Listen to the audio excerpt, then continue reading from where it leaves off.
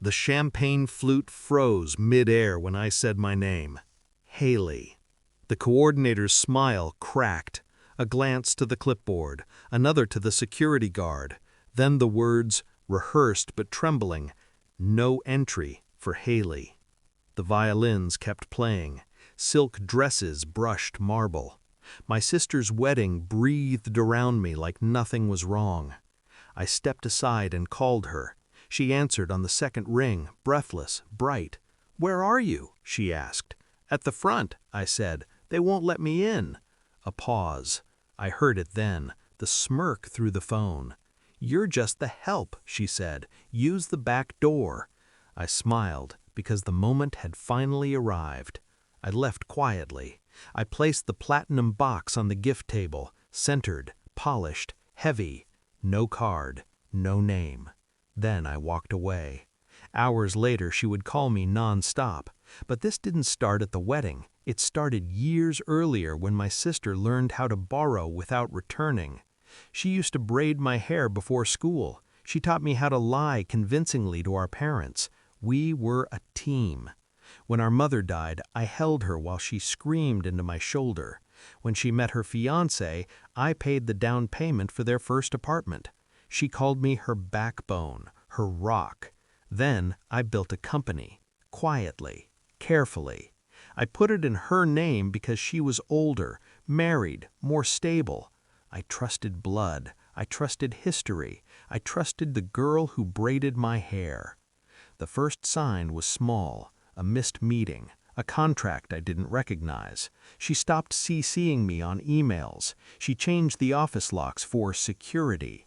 She laughed it off when I asked questions. "You worry too much," she said. "Relax." So I watched. I listened. I waited. The evidence came in pieces. A late-night transfer, a lawyer I didn't hire, my signature replicated too cleanly. Then the message, forwarded by accident, where she called me dead weight, said I'd never have the stomach to fight back. I didn't cry. I didn't confront her. I planned. I pulled bank statements at 3 a.m. I reconstructed timelines. I filed paperwork she didn't know existed. I created a shell she'd never trace back to me. I let her think she'd won. She announced the wedding like a coronation. Black tie, exclusive, no +1s unless approved. My name quietly removed from the list. I heard through a cousin. I pretended not to. I sent a gift instead. The platinum box cost less than she thought and more than she deserved. Inside, I placed copies. Originals stayed with my attorney. Incorporation documents, proof of forged signatures, a timeline of diverted funds, screenshots of messages where she bragged about cutting me out, a notarized letter revoking her authority, effective the morning of her wedding, and a final envelope, sealed in red, addressed to her new husband. I timed it so the registry updated at noon, right as she walked down the aisle, right as guests applauded, right as the music swelled. She didn't notice at first. She smiled for photos. She danced. She drank. Then someone handed her the box. I imagine her fingers trembling when she opened it, the way her breath caught when she recognized my handwriting, the moment her new husband stepped away to read his envelope. That's when my phone started ringing, again and again. I didn't answer. By midnight, the accounts were frozen. By morning, her husband knew everything.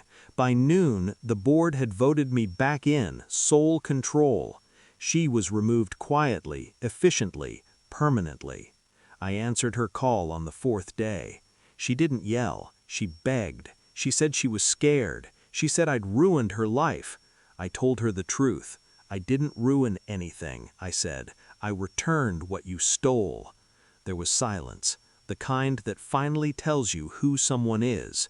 Now, when I think about that wedding, I don't remember the insult. I remembered the box on the table, perfectly centered, waiting. Revenge doesn't have to be loud, it just has to be precise. And I've never missed a mark.